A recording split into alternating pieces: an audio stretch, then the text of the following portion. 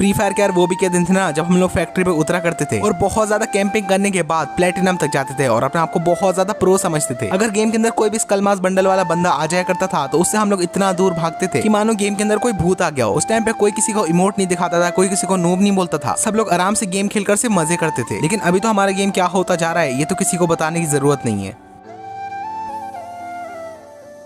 So hey what's up guys, welcome back to the video Free Fire old memories। तो मैं बहुत दिन से ट्राई कर रहा था मैं ये वीडियो बनाऊं, लेकिन भाई इसके लिए कंटेंट मिल ही नहीं रहा था। लेकिन मैंने सोच लिया था ये वीडियो तो कैसे भी करके मुझे बनानी है। तो फाइनली आज 4 दिन की मेहनत के बाद गाइस आज मैं आपके लिए ये वीडियो बना पा रहा हूँ। तो आज हम लोग फ्री फायर के कुछ पुरानी यादों को याद करने वाले हैं जो कि फ्री फायर के हर एक प्लेयर के साथ हुई है, और हम लोग अपने पुराने फ्री फायर को भी याद करेंगे क्योंकि हमारा फ्री फायर हमेशा से ऐसा बिल्कुल नहीं था और जो बंदे फ्री फायर को खेलते थे वो भी बिल्कुल अलग थे। हम में से 90% बंदों ने फ्री फायर को अपना स्ट्रेस कम करने के लिए डाउनलोड करा था। पहले अगर हम लोगों को किसी बात की टेंशन होती थी तो हम लोग गेम को खेलते थे और गेम में आकर मजे करते थे। फिर अगर एक बार हम लोग गेम के अंदर आ गए तो भाई जितनी भी टेंशन हो, जितना भी स्ट्रेस हो, सब दूर हो जाया करता था। पहला हमारा फ्री फायर कुछ ऐसा था, लेकिन भाई अभी तो अगर फ्री फायर को खोलो तो स्ट्रेस और ज्यादा बढ़ जाता है। ये बात मैं भी मानता हूँ। 2017 में चाहे हमारे फ्री फायर के ग्राफिक कितने भी लो थे, गेम के अंदर चाहे जितने भी ग्लिचेस और बग्स थे, लेकिन उस टाइम का फ्री फायर हमारे लिए सबसे बेस्ट था। अभी के टाइम में आप लोग हिप हॉप बंडल और क्रिमिनल बंडल को बहुत ज्यादा रेयर मानते हो ना, लेकिन 2017 में ये बंडल्स ऐसे पड़े रहते थे, इनको कोई यूज भी नहीं करता था। उस टाइम में हमारे गेम का जो सबसे रेयर बंडल था वो था हमारा स्कल मास बंडल और जोकर बंडल, और उनसे हम लोग इतना ज्यादा डरते थे कि मान लो अगर किसी घर के अंदर स्कल मास वाला बंदा है और अगर उसकी सिर्फ 10 HP बची है तब भी हम लोग उसके ऊपर फायर ही नहीं करते थे। पता नहीं ऐसा क्यों था, लेकिन तब भी उन दो बंडल से इतना ज्यादा डर लगता था ना कि अगर गेम के अंदर वो दोनों कभी दिख जाया करते थे तो उनके ऊपर हम लोग फायर नहीं करते थे, बल्कि उनसे इतना दूर भागते थे कि उसके बाद तो वो दिखाई नहीं देते थे। अभी आप में से बहुत सारे बंदे सोचते होंगे आखिरकार फ्री फायर को खेलने में मजा क्यों नहीं आता है, जबकि फ्री फायर को पहले तो खेलने में बहुत ज्यादा मजा आता था। तो इसका रीजन भी मैं आपको बताता हूँ। पहले हमारे फ्री फायर के अंदर कोई भी कस्टम नहीं था और ना ही क्लैश स्क्वाड मोड था। पहले फ्री फायर में जितने भी बंदे थे सभी अपने दोस्तों के साथ खेलते थे और रैंक गेम में मजे करते थे। लेकिन जब से गेम के अंदर एक कस्टम आया है ना तो कोई बंदा अपने दोस्तों के साथ रैंक गेम तो खेलता ही नहीं है। आज के टाइम में हर बंदे को अपना गेम प्ले अच्छा करना है, लेकिन शायद वो लोग ये चीज भूल चुके हैं उन लोगों ने फ्री फायर को डाउनलोड क्यों करा था। गेम के अंदर ये सब चीजें करने से भाई बहुत ज्यादा स्ट्रेस बढ़ता है और इसी वजह से गेम को खेलने में मजा नहीं आता है। अगर अभी मैं आप लोगों से बोलूं ना कि आप लोगों ने अपने दोस्तों के साथ रैंक गेम लास्ट टाइम कब खेला था, तो आप में से बहुत सारे बंदों को तो ये चीज याद भी नहीं होगी। तो भाई अब भी मौका है, आप लोग कस्टम वगैरह छोड़ो, अपने दोस्तों के साथ रैंक गेम खेलो और गेम के अंदर मजे करो।